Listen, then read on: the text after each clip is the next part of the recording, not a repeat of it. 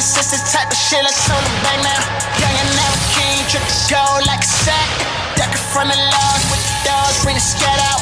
Talking all that shit, you sound like Charles while I'm Shaq.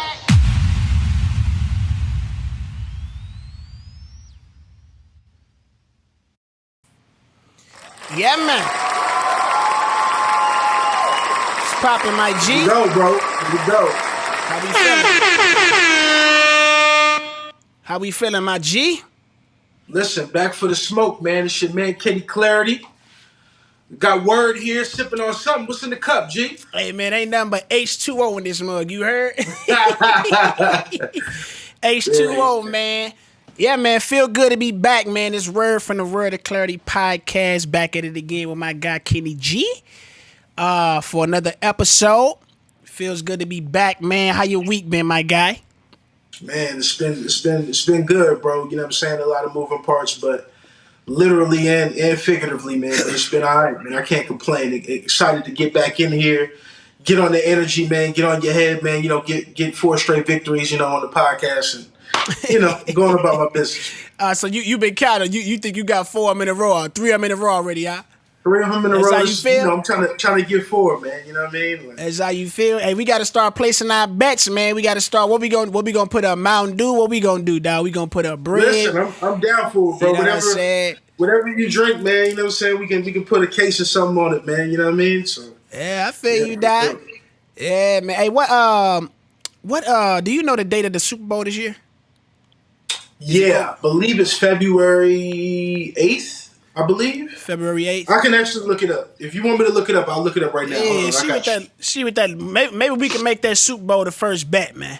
I know we won't really be chopping up football on here, but the Super Bowl is just something universal. You ain't even got to be a football or NFL here. You know what I'm saying? Like that mug probably the most. It is the biggest televised event every year.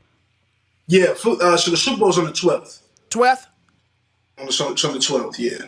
Okay. Yeah, man. I know we don't know who gonna be in that mud this year, but I probably got my money on Chiefs, dog. Who you rocking with? Yeah, I actually think the Eagles, man, are actually gonna pull it off out the NFC, man. I think they're gonna get it. Really? Get it done. Hopefully that happens. They got a new guy over there I really like. He's actually from the city of Houston, Jalen Hurts. I'm feeling him. I think he's gonna get the MVP this year. And you like to talk about cats like cats don't know who you talk about. They got a new guy over there. Cats know who Jalen. Listen. Hey, our viewers may not watch football, bro. I'm trying to let cats know. You know what I mean? Like, I feel you. Philly only had a few quarterbacks in their rotation. They had Carson Wentz, right? You know what I mean? They had Nick Foles for a minute, so people may not know about the new guy, man. But he killing it this year. What's up with these Warriors, man? How you think they gonna go without Curry, man? You think he gonna be Gucci? Listen, they've been playing a little less than 500 ball thus far, around 500, hovering in that space. I think they'll kind of stay afloat without Curry. But here's the thing: staying afloat for them, winning the game and losing the game in the Western Conference is literally separated by 6 or 7 games. They're technically, I believe, floating between not being in the play-in and being in the play-in. And that continues to happen. And so, depending on the day you check the standings, they're there or they're not there. Yeah. I think if they continue to go like that, it's not going to look good, G. I'm not putting my faith in them right now. Yeah. And I'm telling you, I'll be honest. I'm gonna share this. This is a moment of weakness. And I'm gonna share what you got for us. I'm not scared. For those who don't know, I'm a Celtics fan. I'm a hardcore Celtics fan. I love the Celtics. Been loving them since I was a little kid. Back when, we didn't really, have a squad, and we was putting our hopes in Paul Pierce and that whole thing. And so, as far as I don't fear anybody in the league. Mm-hmm. I don't fear no one in the league. There's only one team I think that can definitively beat us in the 7-game series that I can guarantee can do it, and that's the Golden State Warriors. So, really? so the worse that they do, the better I feel, bro. Because something happens to Jason Tatum when he sees Golden State Warriors jerseys. He doesn't feel comfortable. He starts getting out of sorts. He starts forcing shots. Jaylen Brown becomes the number one option. Marcus Smart starts thinking he's the star of the team. Right. Like weird stuff just starts happening with my Celtics squad. So as long as we don't see Golden State this year at any point in time, we'll be champions. I respect the Bucks, but I don't even fear the Bucks like that. And who are technically, neck and neck with us and have taken over at points of times and have went back and taken over for number one in the East. But I really don't even fear them. But who I know has our number mentally, psychologically, even maybe emotionally, is Golden State. So as long as they're out the running, I'm feeling good. I'm feeling good about our chances. I feel that, dog. Yeah, I'm kind of on the same side as you when you talk about the Bucks. Like, for the better half of the majority of the season, I definitely had them. I regarded them like the guys that if I'm going to pick ahead of the Celtics to win it all and come out the East, it was them. But that's kind of died down because even with Chris Middleton been back so far, he hasn't returned all the way back to the form that he was playing at before he was getting injured. And I said this, though. I said this even before he was, like, even if he was to come back and be as nice. I said he would have to play like, in order to beat the Celtics, he would have had to be the form he was on that championship run. Like when he was at times looking like the number one for the Bucks. You know what I'm saying? Like in moments, not for the entire game, but like when it came down to like a lot of the late game possessions and who was making the shots, he was looking like he was that dude. Like he would have to be at that level this postseason to beat this Celtics teams, I believe. If he kind of like where he is right now, still treading water to kind of get back to where he once was, I would still have Boston coming out like probably. I don't even know if they would take them to 7. They probably can get them out in 6 if I'm being honest, dog. Drew Holiday, he been kind of hobbled back on and off the court. So, yeah, man, I still feel pretty confident about them Celtics, man.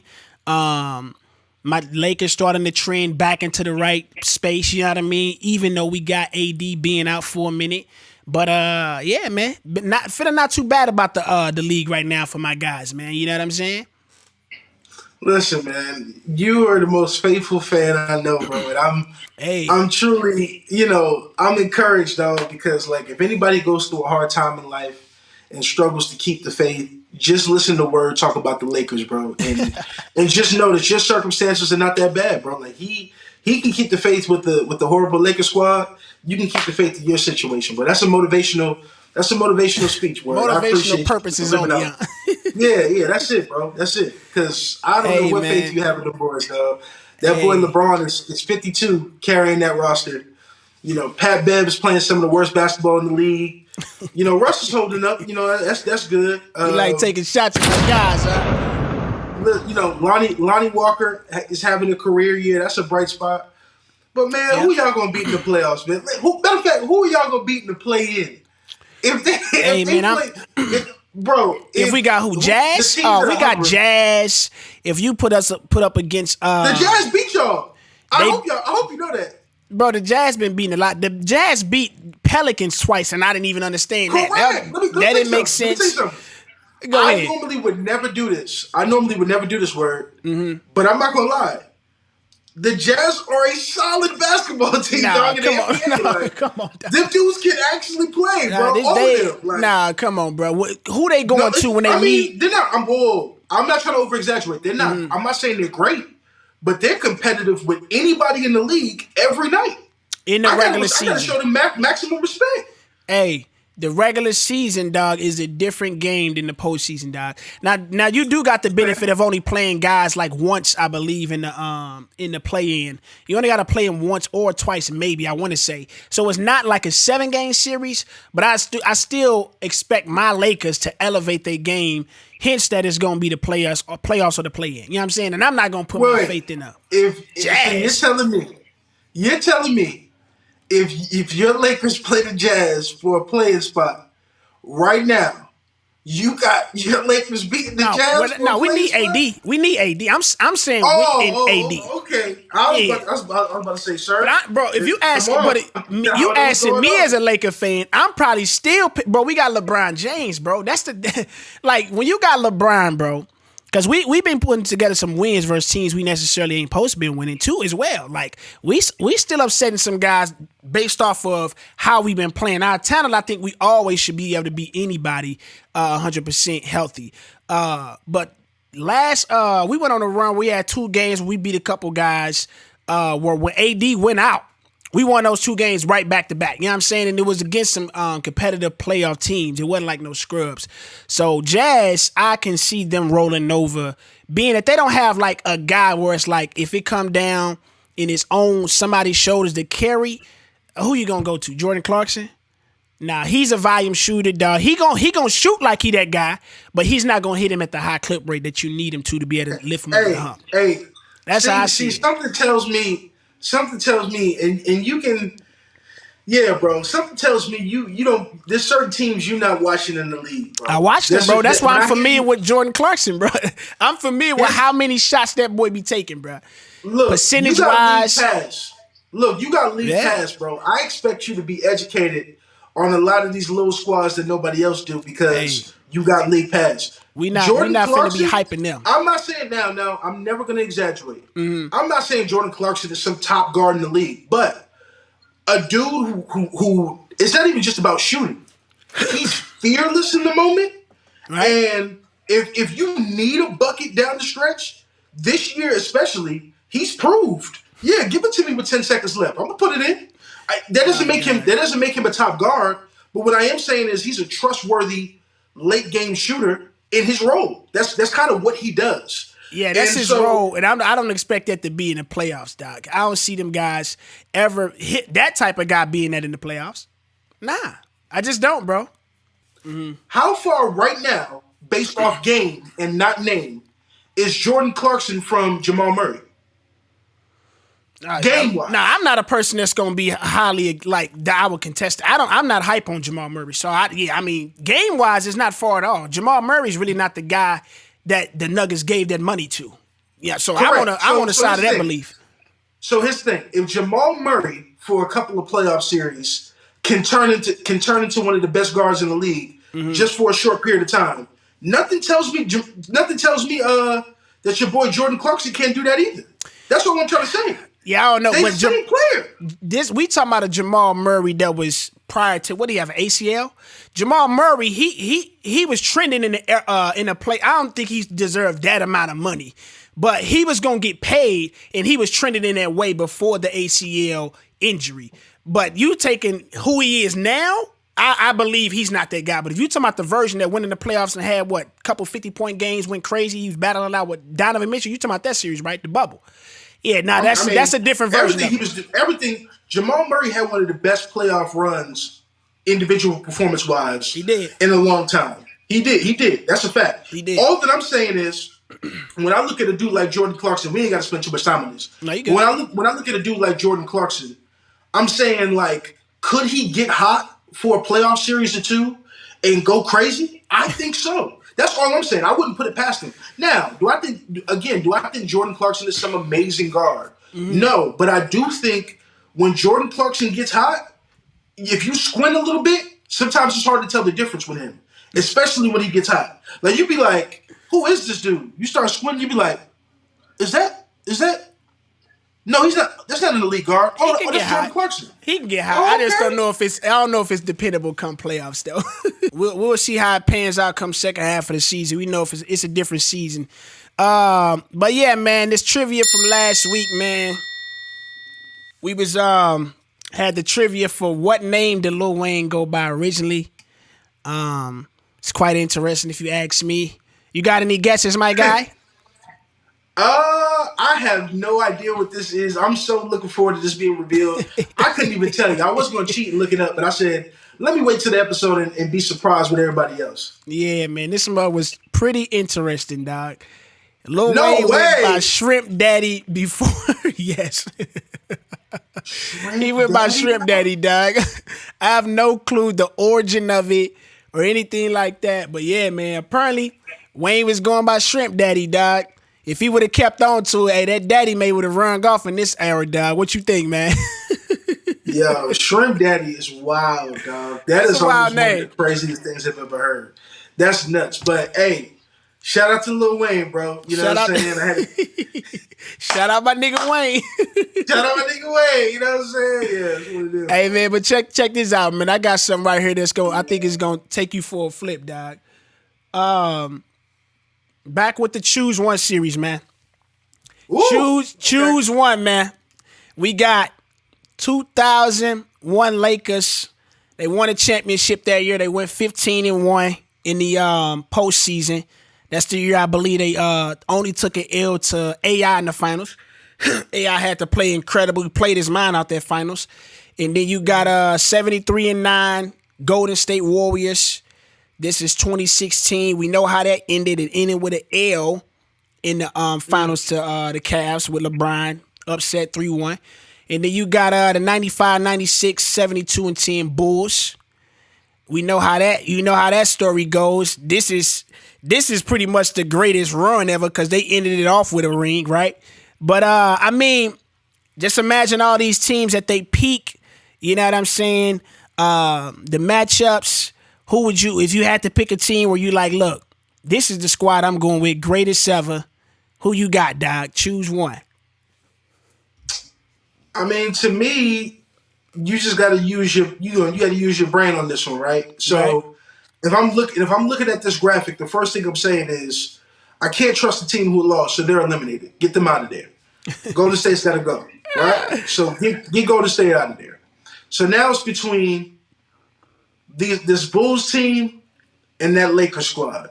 And I was always told when it comes down to really difficult decisions, look between the two teams and take the best player who would be on the court and side with them. As far as I'm concerned, Michael Jeffrey Jordan is the best player on that court if the Lakers and the Bulls face off. And so for me, bro, through process of elimination, I'm taking Jordan. Also, I feel comfortable taking Jordan in this matter, not because the Lakers weren't that great, because they were, but also because I watched AI be able to find out how to at least sneak a dub from them in the finals with his performance. Mm-hmm. And there's nothing that tells me Jordan couldn't do that for 7 games if need be, especially who he was during that time of his career. He was virtually unstoppable. So, they had a hard time putting up with AI back then. I think they would have an even bigger time putting up with Michael Jordan, on top of the fact that when you tried to key on him, he would have Scottie and the others, unlike AI, who had George Lynch, Eric Snow, Ratliff. Like, he didn't have nobody there. So I'm taking Jordan. Who you got? So I'm trying to, you had brought up something, you was talking about how AI stole a win in that championship. I'm trying to see if the what was the series for that 95-96 championship with the Bulls. Do you know that? And who did they Off go top? against? Yeah, off top. I want to say that was Charles and them. I want to say that was that Houston? I'm sorry, not Houston. The Phoenix series? I'm finna look it up right now. I'm trying to see who I they want to played. say that was the Phoenix series, but I'm off the top of my shirt, and I'm sorry. Normally I should be a lot better with the history. That's one thing I pride myself on, but I can't think of who they played that year. 96. It looked like they had the Supersonics. That was the Sonics year? Yeah, 96. Yeah, 95-96 NBA Finals. It was 4-2. 4-2. Oh, yeah. That's when Jordan said, I had no problems with the gloves. So I'm looking at it in that manner. You see what I'm saying? So, I mean, that squad was 72-10, but, it went 6. You got the Lakers that went 5. I mean, like, I'm a long time Laker fan, Lakers stan. I'm a part of Laker Nation. Love Jordan. Don't get it twisted. He's the GOAT in my book, number 1 for sure.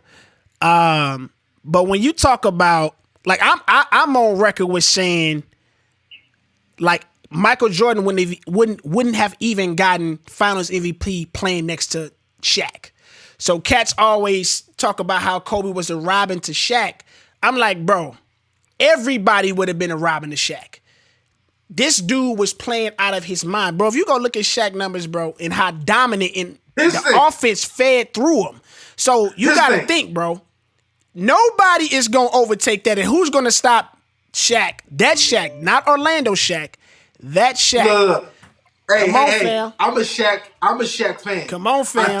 I think I was talking to you or somebody from our group chat when I was saying, like, it's hard for me to give Kobe the credit for them first three because them were Shaq's rings. Like, now, hold Shaq on. was the most dominant force we had ever seen.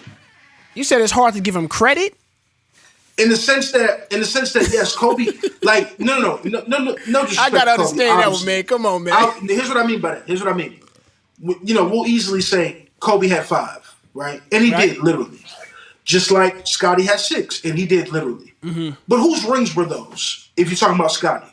Those are Michael's rings, and Scottie played a pivotal part in those rings, but those were Mike's rings. What I'm arguing is, in the same fashion, when I think about Kobe, them 3 rings were Shaq's rings. Now, Shaq not in that out, degree. The way you try to go and say it was Shaq rings. No, wait. No, like he was just a cast member. Kobe being Bryant, there would be no slander, no dirt that could possibly be thrown on the legend's name. I would never disrespect Mamba. What I am saying is this. That's not even a slight at Kobe and all the greatness that we know that Kobe is, who was arguably a top 5, top 6 basketball player of all time. Mm-hmm. It's not a slight against him. It's actually talking about the level of dominance that you're alluding to when you talk about Shaq. Bro, he was so ridiculous that even a Kobe on that level, it's hard to really say that those were his rings because of how great Shaq was during that run. That's what I'm saying. Shaq was so freaking dominant that I tend to agree with you. But the only person that I think Shaq would not have eclipsed in NBA history as it pertains to even how dominant he was would be Michael Jeffrey Jordan. I think Mike would be the only guy that I think could stand next to Shaq and take a finals MVP from him at that time. I think he's the only one. Yeah, it's really hard to imagine. I mean, you're talking to a guy that the game, I mean, what's so different between the games between, even in the mentality between Kobe and Jordan? What is going to be so different that you're willing to say that? I'll tell you what it is. You got to tell me that one. Michael Jordan's peak was higher than any basketball player's peak ever. So that includes Kareem, LeBron, Kobe, even Shaq. You could argue, like, when it's all said and done, there'll be a legitimate argue whether or not LeBron had a better career than Mike. Mm-hmm. But do you know what won't be argued from anybody, including LeBron fans? That if you take LeBron's peak and you take Michael's peak, those two things don't compare. So even if you argue that LeBron had the better career than Jordan, Michael at his peak form, him at his best, offensively, defensively, athleticism, passing, making his teammates better, leadership, dog. When he put it all together, there was no one who put it together like Mike. So Kobe was a version of Mike, but peak Jordan, I've never seen that in my life. That was a completely different animal that none of us have witnessed. So here's what I got to say. When you're talking about peak, I think it's more of a contributing point to when you just arguing the GOAT. I'm talking about more so style, right? I mean, you're talking about they both are 2 guards. They both game-wise and ability-wise was the same. I would say even Kobe was even, he had a better 3. The game evolved, so it was certain things that he even brushed up on Mike's skills, if you ask me. So when you're talking about the style of player that's still playing next to that Shaq is pretty much the same guy.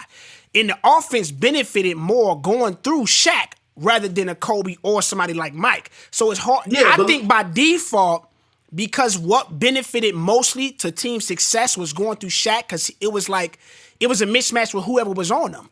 So why wouldn't you do that? You got the same coach. Let me ask you this, though. You got the same coach with Phil, so he's not going to stray against a different offense. You see what I'm saying? Yeah, let me ask you this, though. Kobe in 01, or Mike in 95? You saying who's better? Jordan's better. I don't even. Jordan's better for sure. You saying who's better? And I mean, but here's the thing. This is before Kobe Kobe in 01 was still nasty. You got to go look at, bruh. Kobe in the finals was playing nuts. That's why I said everybody next to him. That's what I'm getting ready to say. Again, no disrespect on Mama's name. I want to say Kobe in 01. Kobe in 01 was disgusting. He was. Kobe in 01 wasn't Jordan in 95, bro. Like that ain't Phil would have looked at. I'm telling you, bro. Phil would have looked I at ain't even Shaq saying and said, he is. It's more so a battle of style, though, bro. Like, that's not the Lakers' first ring either. So it ain't like the youngest version of Kobe. I'm with you. But what I'm saying to you is this. Phil would have looked at Shaq and said, "Big fella, we gonna get you your touches." No, you ain't doing Shaq, no, bro. I'm trying to tell you, bro. The game is too dominant the way they played with Shaq, bro. I watched every one of them games, dog. I would have looked at Shaq and said, "Hey, big fella, we gonna get you your touches." That big fella is not gonna work with him, Jordan, bro. Michael Jordan is on the other side of the court. This is why I don't know what you want me to do. We're gonna get you your touches, big fella. This is why he's deemed as the most dominant ever, dog. Like, I think that's the reason why, because everybody would have to take a back seat to that. Like, it's too much to work around. I'm trying to tell you, dog. Bro. And look, I've heard others people speak on this, and people align with this. I ain't saying it's majority. I think it may be a 50-50 type of situation. Well, let me ask you this. Because the reality of the situation is, Shaq, even in peak form, said he would look at Jordan and go, "Man, I mean, I had to realize, like, there's another mortal who seems immortal." So this is Shaq, most dominant player, biggest ego, all deserved, strength, brute force, all of that. Looking at Michael and saying, "Man, damn, I don't know what to tell you." I'm looking. His thing, he looked at Kobe and didn't say that. No disrespect, but when you looked at, do you think eldership has something to do with that? Huh? Do you think eldership and paying respects to a veteran has something to do with that?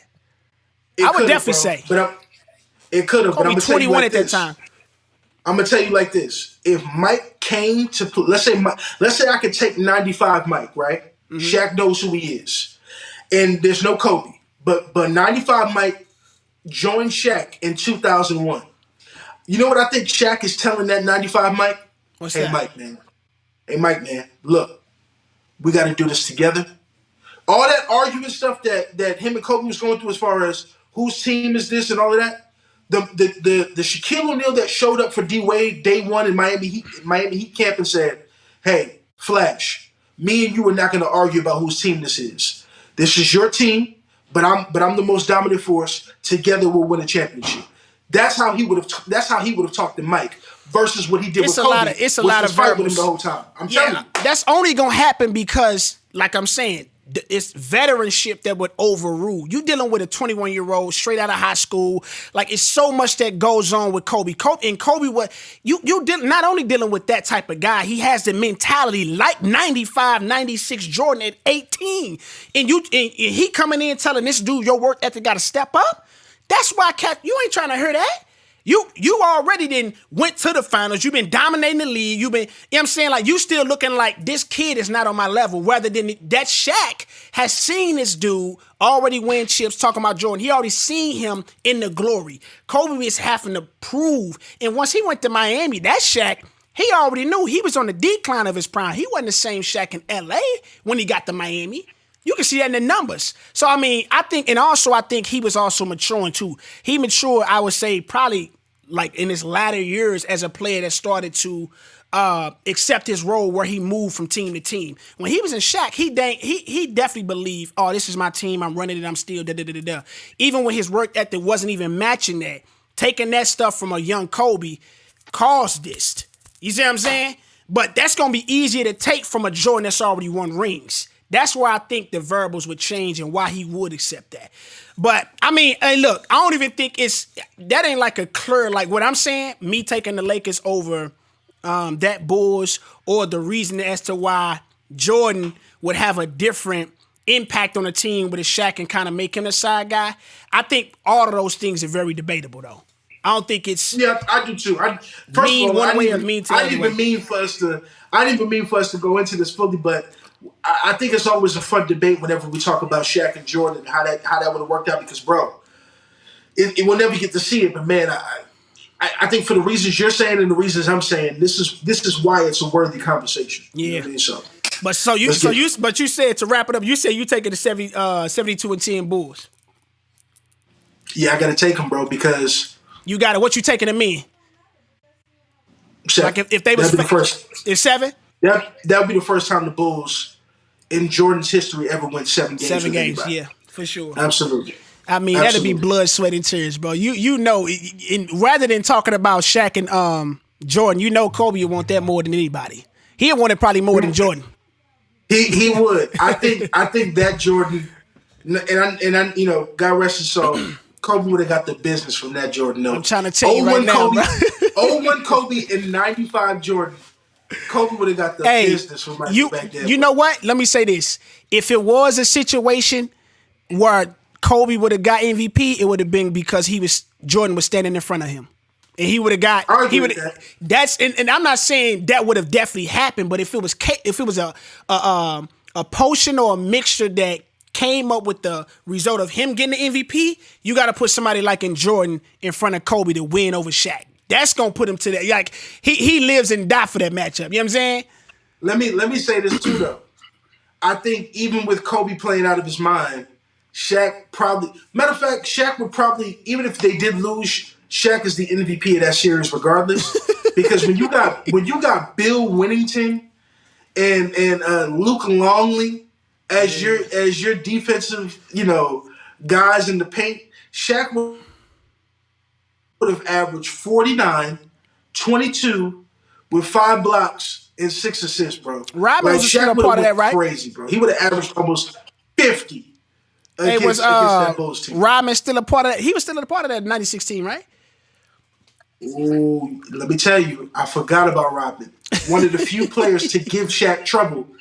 I don't know if he's giving that Shaq trouble.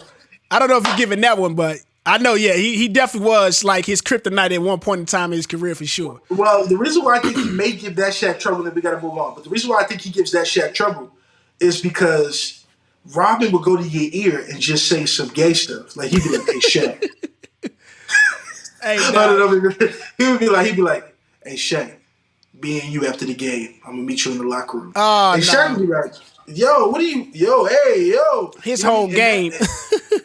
I'm telling you, that stuff would throw Shaq off. Shaq didn't like that even when he got older. So wow. I think Robert would, Robert was on some other stuff, and I think that might help. Yeah. Nah, that would have been crazy, man. The what ifs of sports sometimes, man, is some of the greatest theoretical things to talk about. You know what I'm saying? Yeah, for sure. Yeah, man. So we finna get into this these videos, man. We know what's coming up, man. What will it mean when Bron passes Kareem?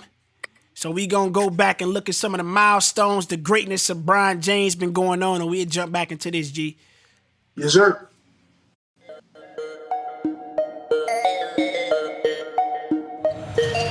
Gets it to James. LeBron takes it to the rim and finishes with the left, and he's fouled. The legend of LeBron continues. He moves past his idol, MJ, for 4th on the all-time scoring list. There's James. Goes across the lane, lays it up, and lays it in. And there it is. He just became the 3rd leading scorer in NBA history, passing Kobe Bryant. Going for a milestone here, Kevin Harlan, by LeBron James. He's only becoming one of 3, but we know that he's not passing anybody, but he is getting a resurgence. The zone. Nobody diving, though. Everybody's shooting around the perimeter. Diving LeBron, and there it is! There it is. The kid from Akron, LeBron James, has come into the nation's capital and has passed the mailman, Karl Malone, and is now number 2 all-time in scoring in the history of the NBA. There we have it, man. Hey. So before we jump into this, man, I never actually know your actual ground with Bron. I think Bron is one of the most objective guys you seem to maintain, and that's kind of it's kind of where people have strong opinions on Bron. You just have a strong objectivity with Bron. So spill about that, man. What is it with him with you, man? How do you regard him? Listen, man, I think when you talk about Bron, it's real simple for me, man. When Bron first came into the league, actually before he first came into the league. I was in 2002. I was playing basketball myself, and I was watching highlights of him because he was featured in this article I had seen through Sports Illustrated and all that. And I was like, yo, there's this dude named LeBron James. I was at the Boys and Girls Club at the time, walking around telling people, yo, like LeBron, blah, blah, blah, blah, blah. So I kind of was up with LeBron early. So watching games and him at St. Vincent St. Mary and then him coming to the league, like the only time I was really tempted to root against my Celtics anytime of me watching basketball was watching Bron. So people don't know, like, I was a low-key LeBron fan. I was able to go from that to actually being an objective fan when he left Cleveland the first time. Because for me, I didn't know how to feel about that. I knew that he needed to solidify his legacy, but my fandom of him started to change a little bit. It was kind of like I can appreciate what I'm watching, but I'm no longer like, Bron, like I used to be. You know what I mean? So I think that's how I became like solely down the line on LeBron and maintain just a level of like appreciation without going into the whole, I gotta put him over such and such, or I kind of just keep him in that box now. And he had too many battles with my guys for me to feel like, nah, dog. Like at one point, in Miami, he started sending us home. He was the reason why the dynasty ended. So he was sending kids out of there. Yeah. So my love for LeBron is heavy, but it got to stop to a certain degree when it comes to LeBron. I got to be just objective. That's it. Yeah. I feel that, man. That's pretty interesting, man, because he's definitely one of the most polarizing, probably the all-time most criticized athlete of all sports. And yeah, man, I've had a long journey with my relationship with Bron, his career. If you don't know, I'm a first and foremost Kobe Bryant fan. And there was a period in time, man, by default, that automatically meant you were a LeBron hater, right? Absolutely. And so, like, Bron came in the league in 2003. I'm well into my love for Kobe. He's the greatest thing I ever seen in my generation. And LeBron comes in the league, another kid out of the high school, getting into the league early.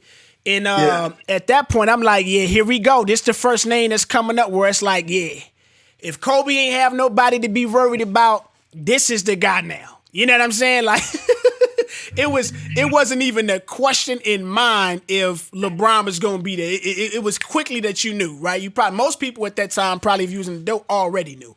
So, yeah, man. But as I aged and as I grew up, I started to know, man, my LeBron hate wasn't geared towards LeBron. It was towards the fans.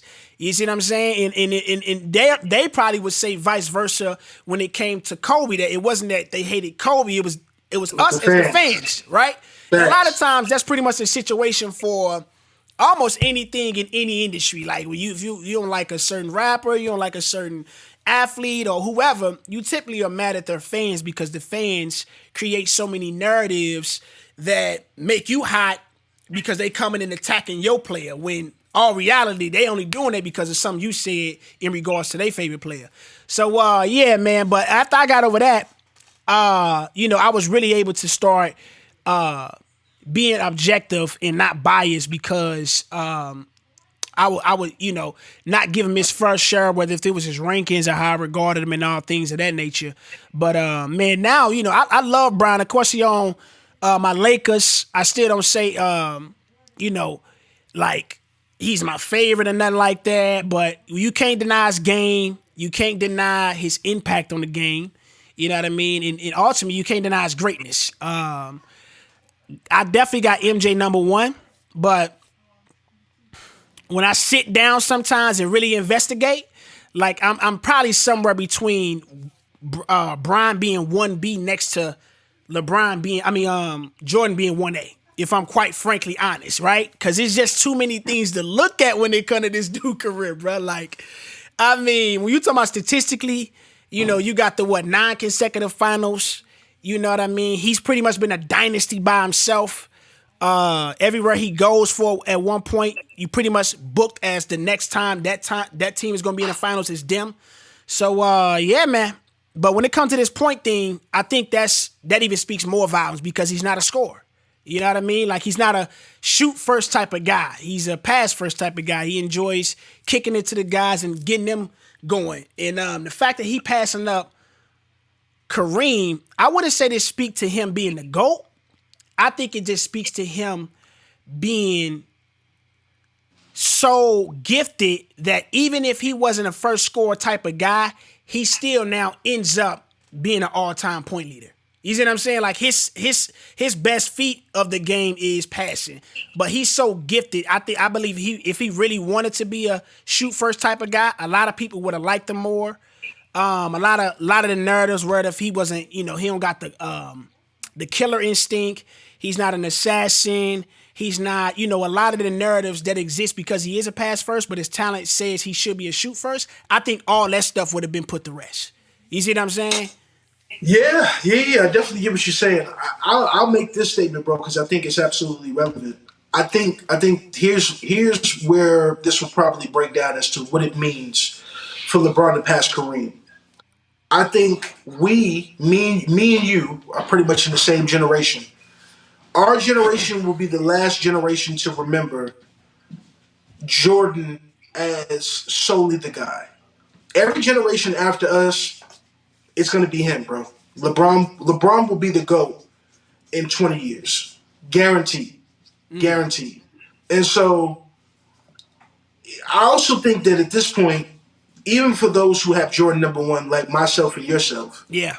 what can't be argued is LeBron has the greatest career that basketball has ever seen. He hands down has the greatest career in basketball history. Now, Jordan may be the greatest player, but as far as accomplishments, accolades, walking through where people are, MVPs, in the midst of championships, in the midst of defensive teams, in the midst of all-star games, all of that, LeBron has the greatest career. He's on all the all-time lists, points, rebounds, assists, even steals at this point. Like, his career can't be argued. So where at one point Kareem had the greatest career, LeBron has the greatest career. And I think in 20 years, my generation will probably be the last generation that has Jordan definitively as the GOAT. And LeBron James will probably be the GOAT moving forward until somebody else comes. Maybe that's Victor Wembanyama.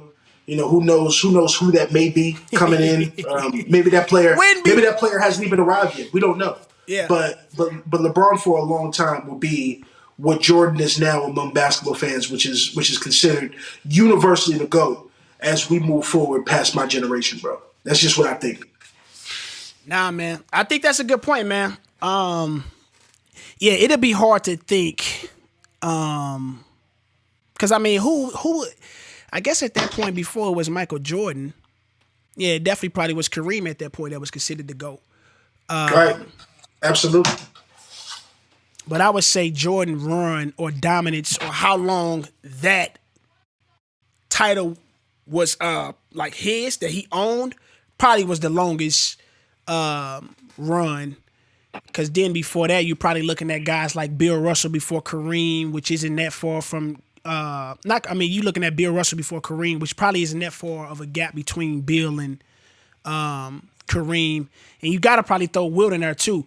But yeah, like Jordan, like for the longest, it was just Jordan and then everybody else. You know what I mean? And I think LeBron, I don't know if it's going to be the degree of how Jordan was, like how he owned that title when nobody else's name could even be in the stratosphere as that.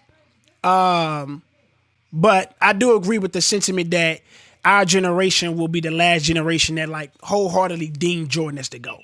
And that's to take that away from Jordan, bro. It's not a small thing. It's not a small accomplishment at all because I don't know if I could say I foreseen Bron doing that, being that I put a lot of emphasis on the L's he took in the finals. The way I perceive those L's over the last decade and a half, maybe almost decade, have changed. They aren't as big of a stain as they once was. Like the L's in the finals, like was almost the worst thing you can ever have on your resume at one point. But you still got to give credence to the fact that he's carried a lot of teams there that didn't supposed to be there. You know what I mean? A lot of times he probably was the underdog. And it's still getting out of his conferences and winning, and then just facing a better team that was more armed and prepared to win the finals. So that's probably why my perception of how I perceive those L's in the finals kind of also go against him, but still give points to his greatness. You know what I mean? So yeah, man, it's gonna be interesting to see when he finally does pass Kareem. I believe he's like, I looked at something recently. I think he was at like 700 or something points away. I know if he played every game, he was scheduled to pass him around February or March, but he didn't miss the first share of games, so that probably went back a few more, maybe like a month or so. So yeah, man, it's gonna be interesting to do it, man. I know cats right now. One of them, like my barber, he a big Bron fan. He been trying to guess where he gonna do it at to buy the tickets, but I mean, you may have to cop a few tickets because you never know if the guy gonna play sometimes. He gotta be guaranteed to go crazy, especially if he need like 30 or something. It's one thing if the next game he only need 2 points. All right, let's cop the ticket. But yeah, man, I think it's gonna be a big time, man. You think a lot of people gonna come away and say, hey, this is it. He's the GOAT now. What you think? Nah, you never. It's rare that somebody's so great and so dominant that they get the ability to kind of just get that title right when it's due. Right. So I can't imagine his peers just lifting up and being like, you know what? Here to go. Nah, I can't see that. Now, what I do think will happen is when he finally plays his last game, which will probably be in a year or two, probably about 2 years. Yeah. When he finally plays his last game, that's when you'll start seeing that. Where cats will be like, you know what? This is it. It's time to give it to him. That he was that dude. He was that dude for real. The same way Iman Shumpert is in every interview talking about how great LeBron James is. Every time you see him in a YouTube short, he's like, yo, playing with Bron. Like almost in every short, no matter what he's talking about. Yeah, like that's what it's gonna be like when LeBron decides, yo, this is truly my last one. Yeah. That's when he'll start getting that love. Flowers gonna start getting thrown everywhere, huh? Huh? Flowers gonna start getting thrown everywhere when he say, yeah, this is everywhere. LeBron will be one of them dudes. LeBron will be one of them dudes that have one of the most memorable farewell tours in the NBA as well. Oh, when he announces it, I mean, cats who were his sworn enemies are gonna start kissing his feet, bro. When he start touching down in their city. Hey, Dirk gonna be in Dallas. The big three gonna be in Boston. Spike Lee's gonna be in New York. Hey. Jack Nicholson and the whole squad's gonna be in LA every night that year. Every night. Yeah, bro. Like, and that boy, his farewell tour, bro. He gonna bring out. It's gonna be like a tour. He gonna have an opener. He gonna have a halftime show. He gonna have a closer. He probably gonna give a speech almost in every city, bro. Like. Bro, Dan Gilbert, the owner of the Cavaliers, is probably gonna be sitting courtside when he show up to Cleveland. You got to. Like, dog. Everybody and their mama's gonna pull up when it's LeBron's farewell tour. I'm talking about cats who hated him his whole career. Yeah. Are gonna be there, shaking his hand and kissing babies, bro. Gilbert Arenas is gonna be in Washington, clapping it up at half court, bro. You know what I'm saying? Yeah. And so he deserves it though, bro. Like, there's nobody who's been more fun loving. As well as dominated an era. Like, people can say what they want. Yeah, he doesn't have all those championships from all those finals appearances. But it was like you could look at any given season during that run and feel like, who's gonna stop you from getting there? Yeah. Nobody. and to know that before the season starts is pretty special. Oh yeah. He probably for 10 years, he is probably the safest bet in all the sports. Bro, there's only 2 cats that were safer than LeBron James in sports at that time. I know one. Tom Brady and Floyd Mayweather. There you go.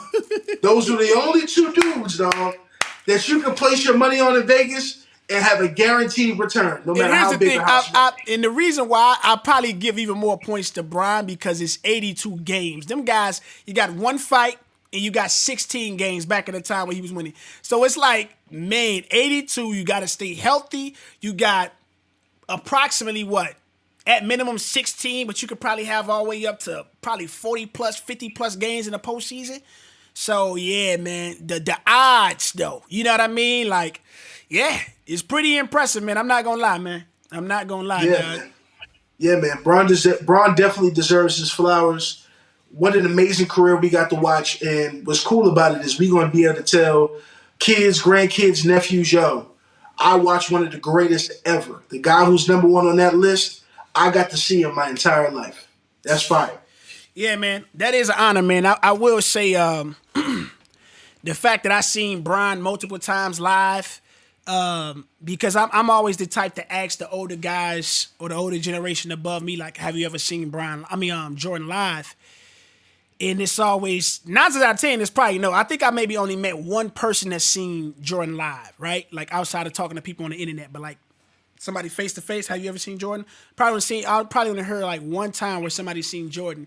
And the fact that I can sit here today and say I've seen Bron, I want to say I've seen Bron at minimum about 4 times.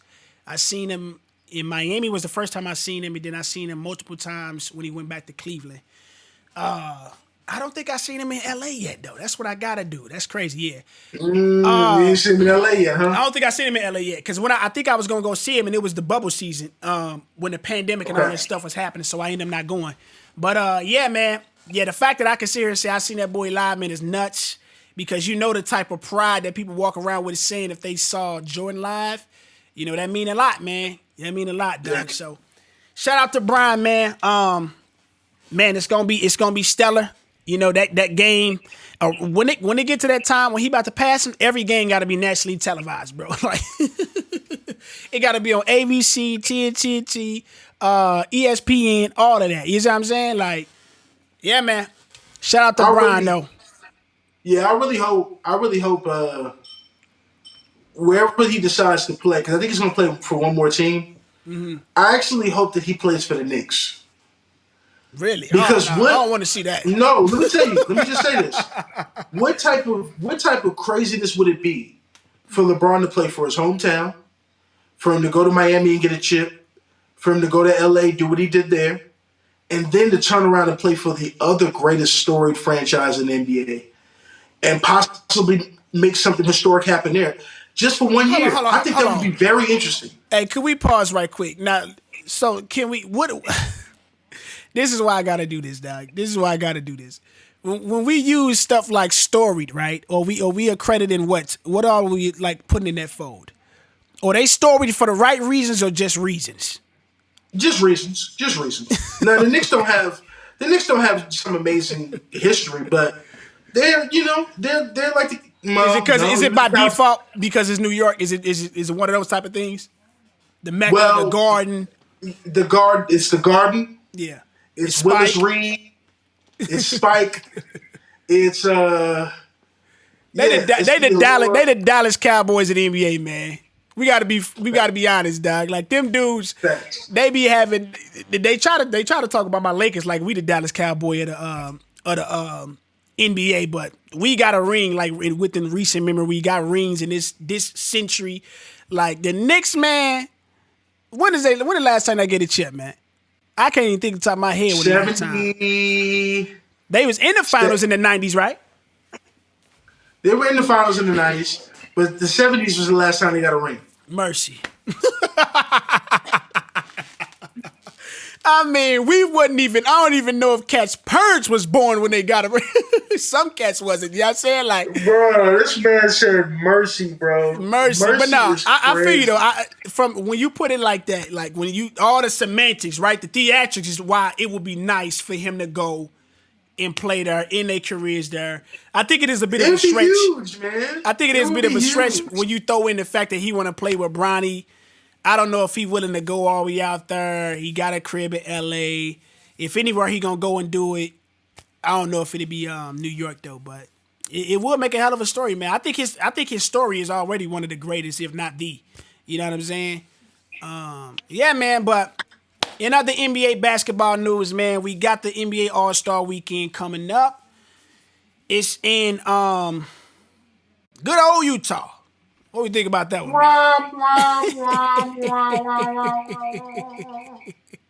Utah.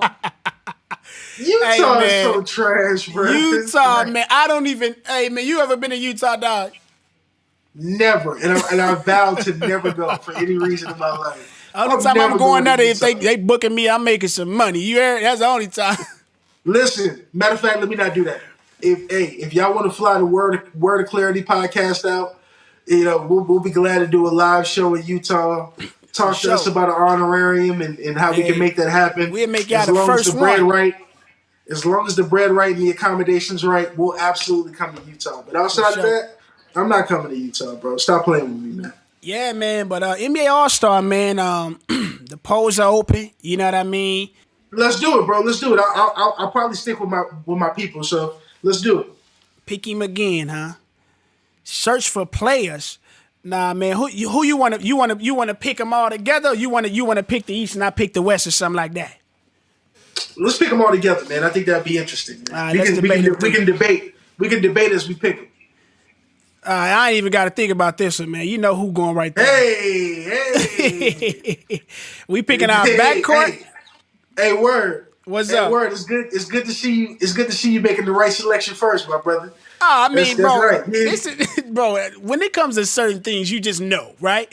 We talking about superstars and all at the All-Star weekend. We ain't finna be putting no who would I? Darren Fox up there. Wait. Don't do nothing else. Because let me tell you something. Who you pick next for this backcourt is going to tell me everything I need to know about you for that other guard spot in the starting five. This is crucial. Who you pick next is crucial right now. This guy right here is the guy. That's Durant. There's no other person to think about. If this guy was winning, if Curry was winning, you could put him up there. Yeah, but he's not winning. Wardell would be the guy, but this year it's got to be Ja Morant, man. Yeah, you got to go with Ja. It's not even. They letting us pick 3 backcourt this year? Nah, 2 backcourt. Okay. Oh, okay. They blocked it out. All right, cool. Review picks. Backcourt. Boom. We already got that. These next 3 slots, I hope you get them right. And I don't get no hometown. I thought we was doing this together.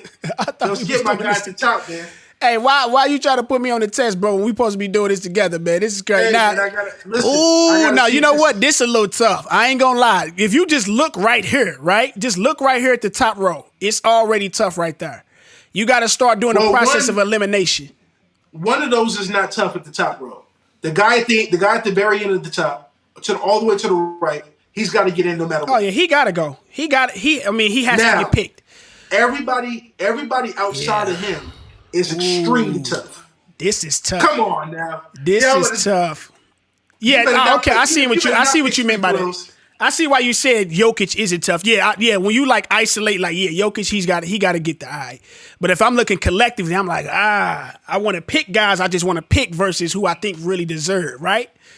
So let's try to do this. I already know who you gonna pick, right? Absolutely. You gonna pick this guy right here that plays for New Orleans. The young guy who deserves it, man. Stop playing with him, man. He's playing out of his mind, right?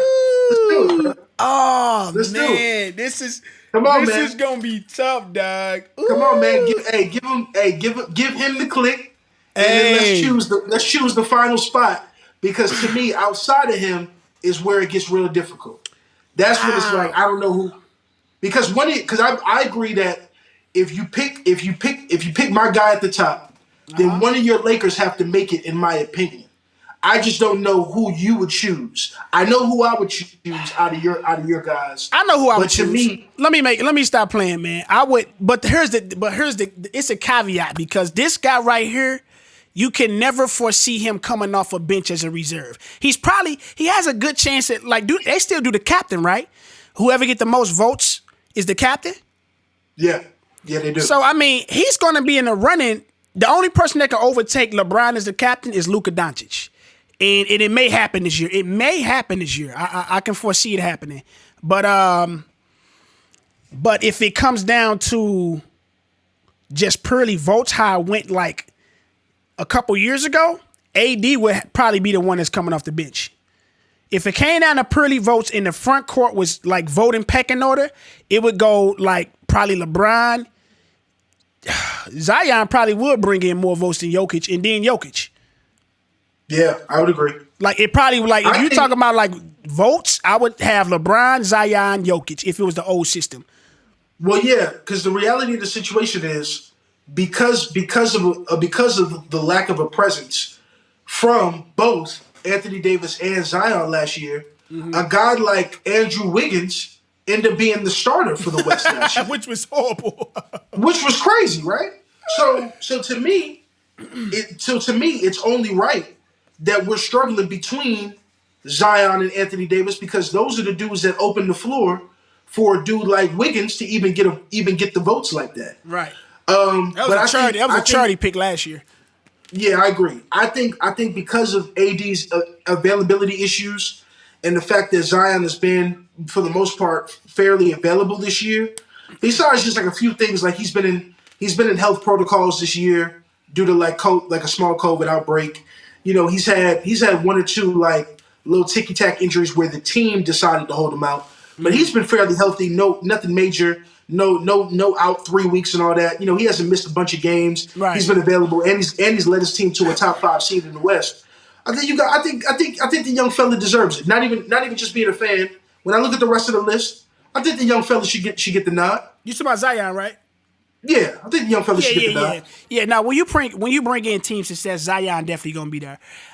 So many things that you it's so many things that you look at, like popularity, individual performance, team success. You got to put him there.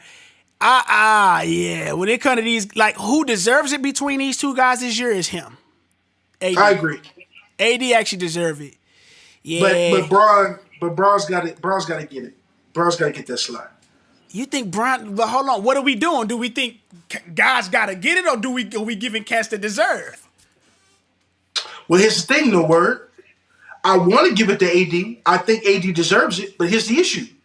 You can't be out a month and some change and me still give it to you because you out a month and some change. You ain't been around.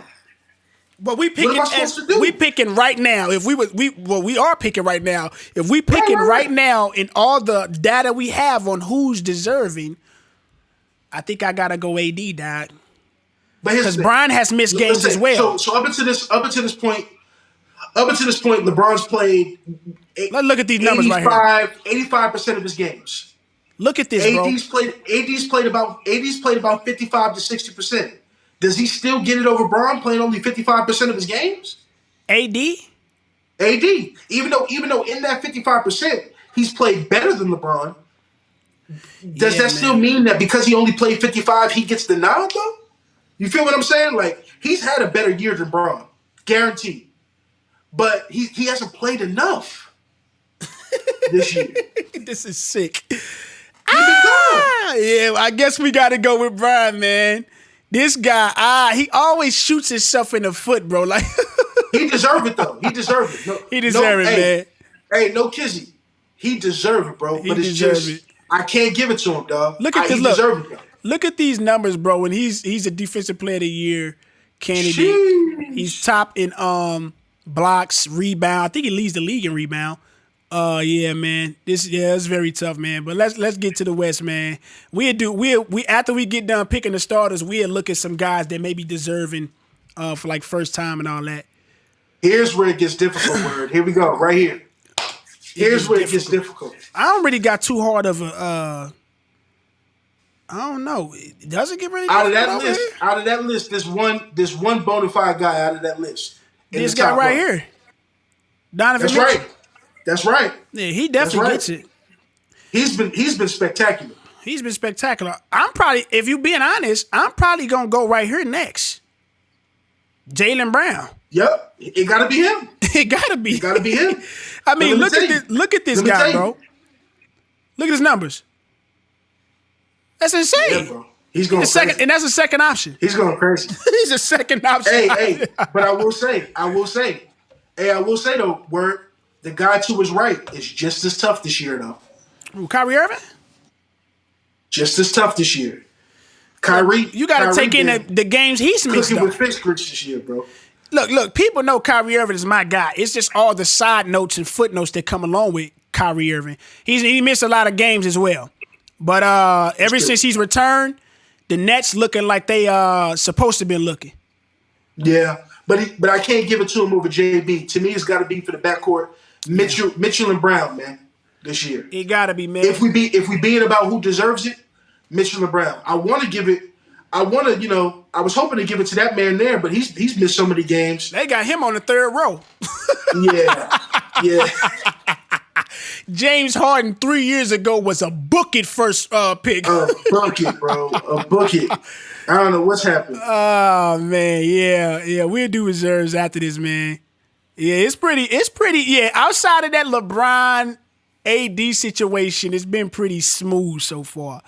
This backcourt, this front court should be pretty easy too. Easy. The first two. First two? We already know these two going. Yep. Man, you know what? I'm probably gonna have to go with KD. You know why? Because this guy ain't played enough games, and this dude has almost played every game of the year. Like, he's leading in total points. He's been playing through all the nonsense. He has a better record than them Sixers, right? I gotta give it. I'm going to KD. Let me hear your argument who's played better. Now KD's been playing some of his greatest basketball in his career, but I would argue, you could argue Joel Embiid has been playing even better than that. You could argue, but it hasn't been, bro. For the longest, they were under 500. They now swimming over. You saying why? Because what? James Harden and Maxey had been out. Kyrie Irving was playing, bro. Kevin Durant was out there playing with jersey numbers. You know how you say that YMCA guys, you could put us out there? He was doing that. Yeah, he had a stretcher doing that. So we got to give it to KD, dog. Hey, the thing is, when it comes to Joel Embiid, is he's been playing the greatest during the worst runs. It's true. It's like some people just get the short end of the stick, no matter if they deserve the other end of the stick. Like, it's just it's like playing at the wrong time, man. It's a fact. But side note before we move on. What's up? I think I am talking to the guy who said that Joel Embiid would never be playing this level of basketball again. And from what I see, he's playing even better than the year that he should have won MVP last year. He's playing better this year. These numbers, his numbers as it sits today, aren't even being counted towards the statistics right now because he hasn't played enough games. He ain't even required enough. He ain't even felt the requirement to fill out the stats right now because he ain't played enough games. He'd be number one in points right now if he was actually played enough games. But he ain't played enough. He ain't averaging double-digit rebounds no more. Is he the defensive player he used to be? Is he at one point, he was playing like you know what it is. He was playing like him right here at one point. Yeah, but you know what it is as far as the defense is concerned. They're asking him to do so much on the opposite end of the floor because of the lack of options right now. That's why the defense has shown some slippage. But Joel is still a top level defender. It's just that he hasn't given the same amount of effort because of how much he's being asked to do on the offensive end. Yeah, I feel that, man. Hey, this is actually fun, bro. I wish they had more like just different little brackets. This is fun. You know what I'm saying? Like looking at these numbers. Do you see this picture they got of Jimmy Butler, bro? Oh yeah, I was gonna go over here again. Look at this man. What is happening, dog? He needs to go throw his head in the dumpster and come back with a new one, dog. Bro, Jimmy Butler looks like Predator, bro. What is happening? Oh my God, man. Let's see these starters, man. Let's see who we got, man, and who gonna get the dub. LeBron's team's been undefeated, I think, since he's been captain. So if I'm putting my money on it, I'm putting it on him just off of that alone. But okay, the only team that got two starters, right, is them Celtics, man, is well deserving. For the longest they've been the best team in the league. I think statistically they are the highest duo average point per game, which is nuts. You think about Kobe and Shaq, you got Wade and Bron, man. So that's pretty crazy. Man, what's also crazy? What's up? Being able to see essentially the guys that we've been talking about who are going to be the faces of the league are at the point this year where all of them are almost starters. So you look at one side, of course, Tatum, who I still think has the slight edge. It was a foregone conclusion. Now it's a slight edge over Giannis and Jokic for MVP, but still him.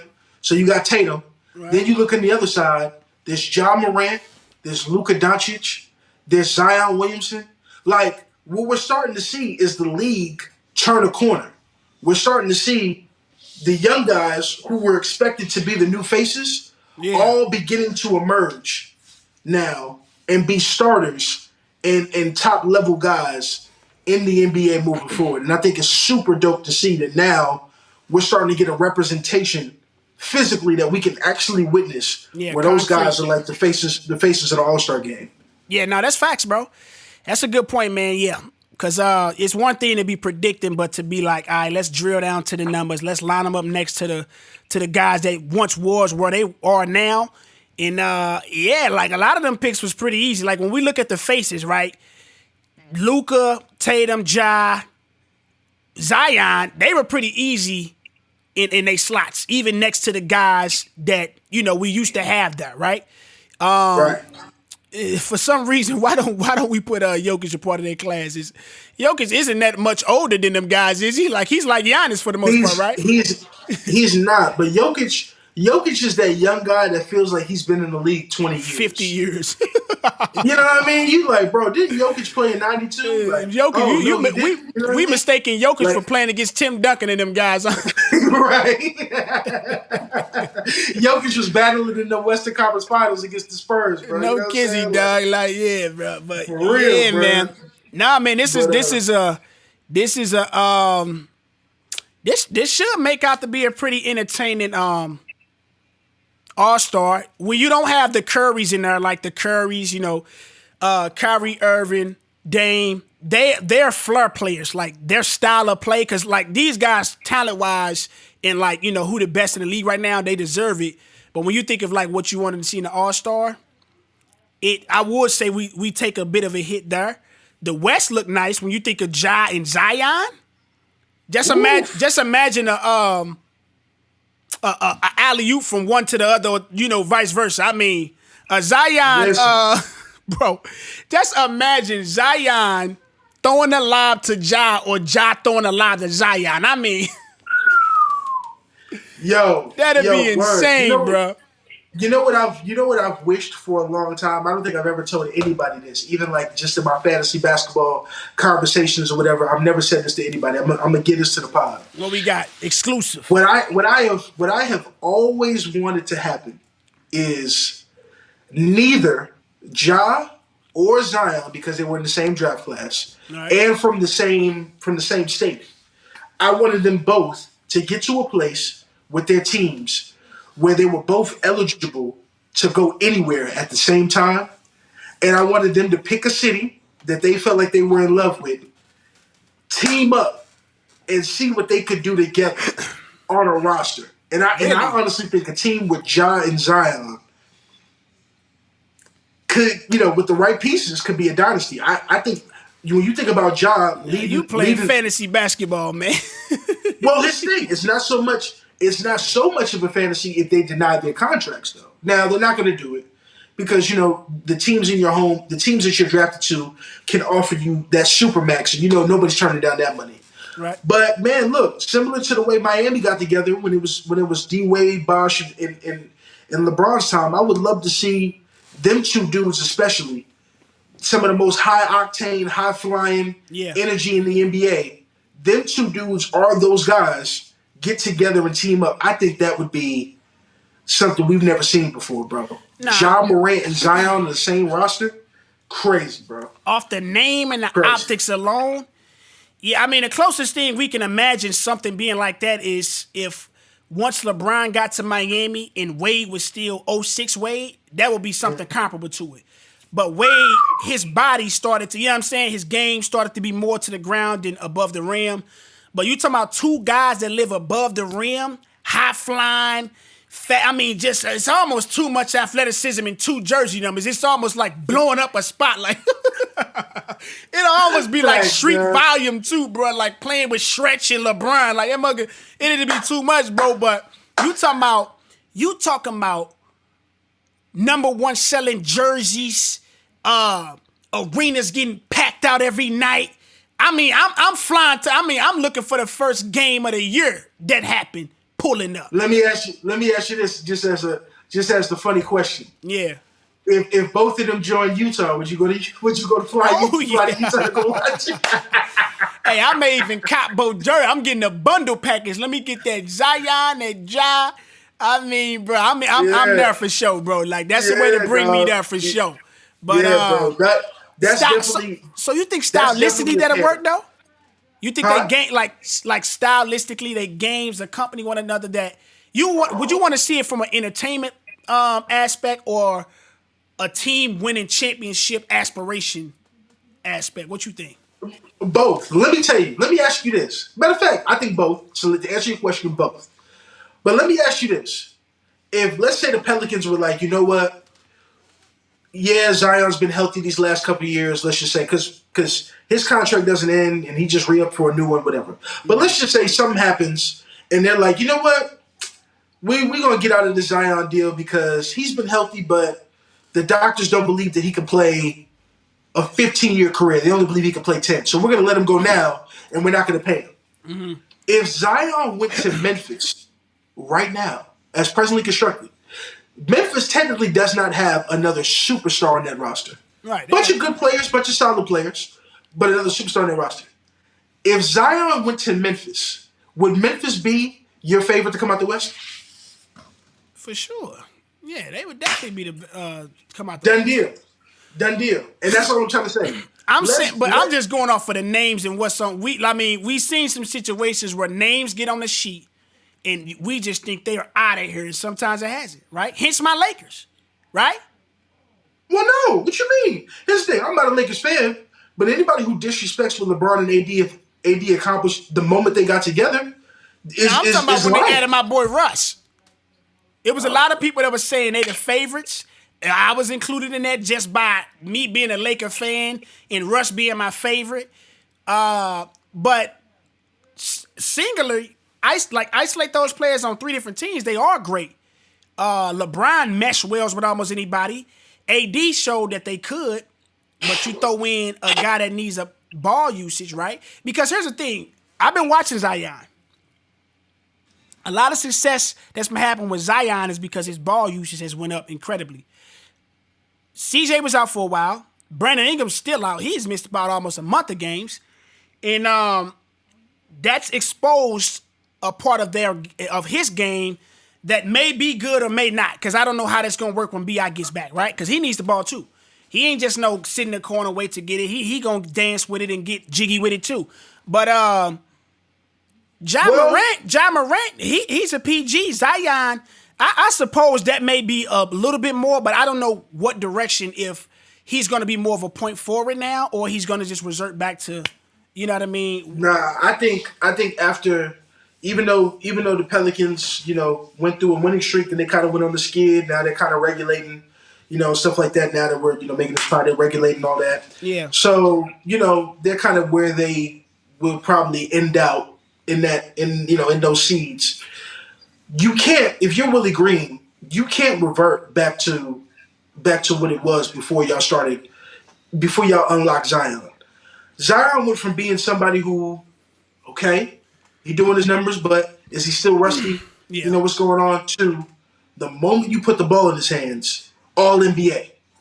Nah, you can't go back from that now. You just experienced something that the league is now put on notice. You know what I'm saying? Yeah. So B.I., who I think has a lot of Kevin Durant in his game, not quite the range because Kevin Durant can go all the way out to the three. Right. B.I.'s more of a mid-range guy, but he's shooting the three. B.I.'s actually shooting the three really well this year. I think it's time to kind of teach B.I. the art of Kevin Durant, which is I think Kevin Durant can play for all 30 NBA teams because the way that he plays is I'm gonna get mine regardless. I'm gonna get to my spots regardless. If I don't have the ball or if I do have the ball, when I catch it, I'm going to be efficient with it. Yeah, that's and good. I think because Brandon has so much of that Kevin Durant in his game, it may be time to teach him that's the best way for him to be effective in the score next to Zion, because what you've unlocked with Zion essentially being a point forward, point guard for that New Orleans squad has got them to wins. Yeah. And that's going to be the most dominant thing for them moving forward when they have to go through a tough Western Conference. So I can't imagine if I'm Willie Green, me going back on what I've just witnessed. Not me, bro. I agree. I honestly think it's possible because a lot of times you can observe somebody game and say, you don't think this is gonna work, but a lot of times I think it comes down just to personality and just their intangibles. Kevin Durant, a lot of times back in OKC, was playing second fiddle to Russ, not because he wasn't the best, but he just wasn't the most dominant alpha type of guy. Russ is just, by nature, he just moves and walks like that when he wakes up. B.I., I believe I've seen interviews of people talking about him, and I've seen interviews of him, and he's not the most vocal, and they talk about him like he doesn't say much. He doesn't do much. Kevin Durant, this all checks off like Kevin Durant until he got this podcast. He ain't care about nothing but basketball. And, we've seen Kevin Durant go play with Golden State. It's somebody else's total team. The ball has to keep moving. He still get his 25 and equals to Dubs. And B.I., like you're saying, he would have to. I can see him being a coachable guy in that moment and accepting that due to the unlocking of Zion. And it would be smart because if not, if he doesn't accept that, I see him making himself a liability and he's on his way out of there. That's what I'll see. Gotta be. It'll end up being like that. Let me tell you, what people don't know, and I don't know how much credit you give it. I know me and you have different takes when it comes to this type of stuff. But when Zion was out last year, due to the foot injury, being out of shape, all that good stuff, and the Pelicans made it through that playing team, and they played the Suns. And I watched what B.I. did during that run, and I literally was saying to myself, "Yo, he's good enough to be a legitimate number one option if anybody's paying attention." But then when I compare that, which to me so far has been prime, top level BI, and then I compare that to what Zion has showed this season and his ceiling, I say to myself, "Oh nah, there's levels. Like you could be a number one option on a few teams. This seems like it could work as a number one option on almost every team." And that's the difference between, I think, them two, where it's like both of their ceilings are extremely high, but one is just a little higher. And so that makes you be in a position to go, all right, as nice as I am, I got to take a back seat. But let's not get it twisted. B.I. has earned the title of like a baby KD. Not quite on that level, of course, but one of them dudes that even KD would say, "Hey, man, come on, man." When there's somebody else in the league that deserves that way more than him, I ain't giving it to nobody else. We know who that deserved to be. Come on now. It's your guy that played for your squad, bruh.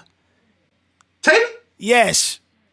Well, I think Tatum's better than KD right now, so that's a different story. What I'm saying, though, like career-wise, we say that when guys have already gone on, we've seen their greatness. But, I mean, got you. I would say KD, I use stuff like KD like for B. I see, frame, he may be, I think he is actually taller than Tatum. So, I mean, it's fitting in some regards. I just don't think ceiling, I don't know if he'll ever reach a guy like KD when I know for sure. Yeah, that's people true. Like Tatum is trending already in that space. I think Tatum, just speaking on Tatum, though, I think Tatum's his own animal. So for me, it's like, hey, I wouldn't even put Tatum in that category because I think Tatum is something different. So shout out to Tatum for being a different animal in a different package. Same beast, but a different animal. That Kanye Kobe commercial. What do you mean by that? Right. Yeah, what you got for reserves, G? We'll be looking at. All right, let's see, man. SGA, he definitely in there. Devin Booker. It ain't gonna be that hard. Yep, SGA's in there. Devin Booker's in there. Who else we got? Steph's got to make it. Oh yeah, Steph got to make it. Dame gonna make it. That's four. Let's see who we get to. AE got to get in there. Does he? Yeah, he does. He got to. Does. I mean, the name. This almost looks hard. Like it's almost gonna be almost hard. Oh no, you know what? No, hold on. We can't pick 7 out of. We only can pick like 2 or 3 of these guys because we got to go back to the front court. Oh yeah. So I don't know how many backcourt reserves. Let's pick. You want to do 3 of these or 4 of these? Yeah. Let's pick 4 guards. 4 guards, 3 big men. All right. Well, I think we already got them there. SGA, Booker, Steph. Dame, and Steph. Yep, SGA, Steph, Dame, and Book. Yeah, that's pretty much it. That's a nice Sadly, backcourt. Yeah, so we got Dame, Steph, SGA, Booker. People want this nigga SGA to actually start though. What you think about that? It's too hard to get over these two guys. I see why, but the problem is you can't move Luka or Ja out of there. Yeah, it's too and hard. because of that, he can't start. Ja's that guy, bro. Yeah, it's too hard, bro. Well, we already know one of the AD gonna definitely be there. AD should be there for sure. This shit look horrible down here. I ain't gonna lie, bro. These reserves for these niggas look horrible. You go to AD and it drops off majorly. I mean, who is next? Listen, you know a guy who I think deserves it. This guy right here, Jeremy Grant. I already knew you was gonna say him. Jeremy Grant is. He just doesn't look like he would ever own an All-Star jersey, though. That's hilarious. You are stupid for that. That's funny. Scroll down, crazy. We got three. We got one more pick. Then what about this guy right here? He ain't doing enough, is he? Sabonis. Nah, this nigga right here, Jared Jackson. Nah, Jared Jackson. No, if anybody out of that list, I'm gonna have to give it to Sheesh. This is not a great list at all, in my opinion. What is this nigga over here doing? I can't even. He been playing well for us, but he has not been playing well amongst the league. They out of their mind. Bro, I don't even know some of these niggas on here, dog. What is this crazy. nigga on here doing? Oh, they just submitted anybody. I'm about to get up out of this list. Did we pick 3 yet, bro? Wow, what about this dude right here? Aiden? Yeah. Nah, Sabonis, I ain't gonna lie. Sabonis would probably be my other pick because of how good the Kings are. Wow. Oh! No, we can't leave Darren we Fox can't out. have Dame. I was thought about it. As far as the guards are concerned for the West, either Dame, Steph, or SGA has to go. Because you know who actually deserves a pick? Who, Darren Fox? De'Aaron Fox. The Kings are a top 6 team in the West, dog. The backcourt. All right, we got to put Trey there. We know he there.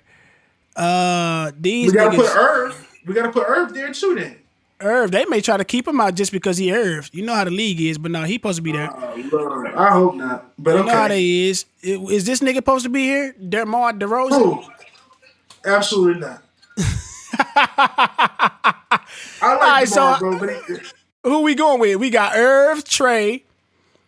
we You got can't Irv, give it Trey, to Harden. He ain't Harden. played enough games. Beal ain't played enough games. Ball ain't played enough games. Nope. And Maxey ain't played enough games. Tyler Harden Hero? ain't played enough games. What about Levine this is nigga? playing terrible this year.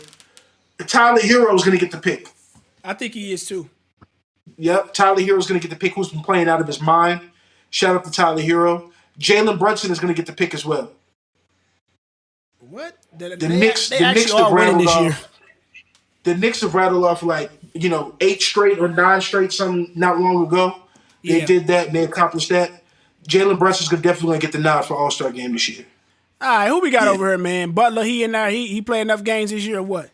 Butler can kick rocks. He better not be in this. I think he gonna get in there just because he Butler. He probably going to get in. I don't think he should. Julius Randle definitely should get in. Kristaps Porzingis, believe it or not, should probably get in as well. Kristaps has really looked like the guy we thought he was going to be in New York. He's actually averaging the most, and this is his best statistical season in the NBA. A lot of people don't know that. So Kristaps is a guy that I think should get in there. I think it's so far. I think it should be Embiid because we didn't pick him for starter. We totally looked over that nigga. Who else you got? Embiid. Julius Randle. And it's between Kristaps and Butler. I don't know whichever one you like more, bro. Why you laughing, dog? This nigga, he shouldn't make it because the nigga head ain't right. Pause. This nigga head is so terrible, bro. Like, look at this dog. Oh no, man. Hey, but what's up, man? Why couldn't Kristaps play like this when he was in Dallas, man? What does that say about playing next to a guy like Luka, man? Is he? Man, it says nothing about. Is that an Luka, indictment on his see, game? This is what I'm talking about. You find a way, bro. Hey You man, find a way. he playing nice with Kyle Kuzma and not Luka. Hey, I don't know. What's up with Paolo Banchero, man? Hey, listen. He been playing good. He's probably gonna be rookie of the year, man. So shout out to Paolo. Shout out to Paolo, man. Matter of fact, what does it say about LeBron that Kyle Kuzma is playing better without him than LeBron James? Nothing. No, you know why I don't say ridiculous nothing? person. Because the nigga got a ring with LeBron James. It don't matter what you do after that, dog. It don't matter because he may never even sniff a wedding ring out there in Washington. Yeah. Bradley Beal better move on before he start wasting his prime. He's already wasted most of it. Man, Brad is my guy. Shout out to St. Louis native, man. But I'm fearful of him being the Dame of the East, man. I'm praying he not gonna be though, dog. To wrap up the NBA All-Star 2023 in nicely beautiful Utah. For the West, we got Luka and Ja starring in the backcourt. We got Jokic, the Joker, Zion, and we got King James for the front court. We feel good about that? You want to make any last minute additions? Adjustments? Nah, man, that front court for the West is trash, bro. So yeah, that's got to be it, man. That's it. That front court, that front court trash, ain't it? Terrible. Terrible. That boy man. Thomas Bryant's gonna receive votes. That's how bad it is, bro. And that man played 12 games. He gonna receive votes. Hey, Thomas Bryant, in those 12 games, he been an X factor. I ain't gonna cap, dog. Shout out to Thomas, man. Nah, he been looking good, but I mean, not all-star center good. Hell no, not even sniffing an all-star. He shouldn't even be in Utah while it's going on. Anyways, man, for the East, we got Donovan Mitchell and Jaylen Brown in the backcourt. And then we got Kevin Durant, Antetokounmpo, and Jason Tatum in the front court for the East in the front court. You feel good about them, man? Any adjustments with them?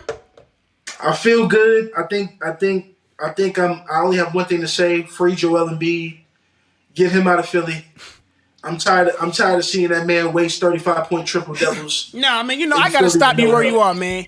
His situation is Philly has actually been pretty awesome compared to a lot of other stars in the league. He's played with an array of great talent. He's had a championship coach. He's had guys that they believe were going to be amazing in the coming years, hence Ben Simmons. And he's had guys that had championship spirit at least, and guys like Jimmy Butler. Like, he's had guys, bro, that listen, the front office has failed him, though. Had they got rid of Ben, kept Jimmy, and made some adjustments. You think Ben was the one to get? Nah, Tobias was the one that should have got out of there instead of Ben. Well, instead of Butler. You didn't need Ben. You didn't need Ben. You definitely didn't need Tobias. I mean, both of them could have left. And he got a Harden right now. He has a MVP within the last 5 years on the squad, right? He ain't playing. He does. He does. Now, here's the thing. James actually started out this year cooking. He did. But James got injured, unfortunately. And James don't quite look like the James that started out this year, though, who was giving us 35 and 15 again, looking like old Rockets James. If James keep working himself back into shape, he'll never be that old Rockets. Now, come on, that's your expectations. Or you want him to be a fraction of that. It can't be totally that. I want him to be 85% of that. Yeah, and he's capable. Because let me tell you something. When he started out this year, James looked like a version, not fully, but a version of Rockets James. He 35, 38, 37, 36. I'm like, okay, James, let's go. You going to work. But then he got injured, and that was kind of it. That's a tough ask, man. I urge James Harden to be in a position or the place in his career where Chris Paul was when he got to Suns. When Chris Paul almost every time he gets in a place where you feel like he can sniff a ring. That's where James Harden needs to be at. Chris Paul was like that when he's playing next to James Harden. He needs to really adjust his game totally. I give him kudos for taking less on a contract, looking to try to put some pieces around him in Philly. But I think also he got to take care of his body. Something's wrong with his body, man. I don't know if it's just failing them. I don't know if it's due to work ethic and conditioning and training, but something's going on up there in Philly. Yeah, it's not a problem in Houston no more. It's a problem in Philly now.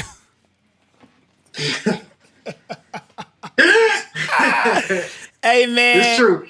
Any closing statements about this NBA All-Star, man? Who you got getting the MVP, man? Who you got? Who do you feel? I think, I'm going to let you go. Go ahead. Ja Morant, man. I think Ja Morant's got something to prove this year. I think Ja really wants to show people that, look, bro, I'm coming, I'm next. He going to put on the show out there in Utah. I expect my man Ja Morant to get the MVP of the All-Star game this year. Who you got? That's a good pick, man. That's a good pick. If the guys we got that's starting actually starts, Ja's a good pick. But because you picked Ja, I'm gonna go with Zion or Kevin Durant. I think Zion. I mean, he's like this. A lot of the reasons why you pick Ja, I think I'm gonna pick Zion because that's their games. You know, it's not a lot of shooting this year. Sometimes it was so many shooters in there. It was leaning towards that way. But I think we're gonna want to see some high flying, especially from the West. And then Kevin Durant is kind of like in that place where, you know, a lot of people still regard him as the best in the league. His game, he can get you. You know, he can get you 30 points in almost 10 buckets. You know, I mean, probably less if you really want to, you know, they ain't going to be fouling, but I've seen it. You know what I'm saying? But, yeah, I think Kevin Durant is in that latter year where he's got to start racking up whatever awards he's going to get on the way out. And this is one of those windows he could because, you know what I mean? Giannis almost can win anything every year. You know what I mean? Like, he almost can win anything every year. You know what I mean? I'm surprised you ain't pick your boy Luka, man. You just don't believe he got that in him? I don't think he tailors his game for the All-Star game. So I think he doesn't strike me as a player who would end up winning the MVP solely by the way that he attacks All-Star games. His game just isn't set up that way. I feel that. Yeah, I don't see it. I'm trying to think. I don't want to come off too crazy, but what's the last? I'm really trying to think before I ask this question to think if it's crazy or not. But what is the last white or non-black NBA player that's won the Finals MVP? Dirk. When was that? 2011. Oh, he won it doing that. He won a chip. Yeah. Okay. Wait. Finals. Wait, you said Finals MVP or not Finals? All-Star? If I said Finals, I didn't mean Finals. I meant All-Star. Oh, that's what I meant. All-Star. Oh, my bad. Yeah, so that's different. I think he was the last non-black person to win the Finals MVP. But All-Star MVP. Yeah, I'm trying to think. I mean, I was suppose Bird definitely got one, right? I would suppose. Yeah, Bird definitely. It's on his resume, but I don't know when he won it. Yeah, but there's got to be a white boy since Bird who's won it, right? Nash may have won it. I'm gonna say Nash probably won it one year by racking up a lot of assists, but that's pretty interesting. I mean, yeah, that's just pretty interesting. I can't think of nobody right now, but hey, man, if y'all know, get us in the comments, man, and let us know that because I can't think of nobody right now. I know Dirk got a Finals MVP. It's been guys that got Finals MVPs or MVPs, Jokic, but yeah. That's pretty interesting, man. Yeah, man. We'll conclude that, man. I'm looking forward to it. You pulling up to Utah this year for the All-Star game? Listen, if y'all want to book the Word of Clarity podcast, I'm pulling up to Utah, bro. Straight up, make it man. happen. We'll be outside. The weather probably crazy in Utah around that time of year, so we'll be able to be inside somewhere doing the show. But hey, man, let's get into this week's trivia. I think it's actually a good one, man. I enjoy just racking my brain before I even got the answer to this one. And yeah, man, it's who is the lowest seeded team to make it to the NBA Finals? Who is the lowest seeded team to make it to the NBA Finals? Yeah, no matter like how your basketball acumen is, I think this is a tough one. You know what I'm saying? I think this is the tough one. But when you get to the answer, when we get to the answer, I think it's a good one. Yeah, and I think okay. Yeah, you got some ideas, huh?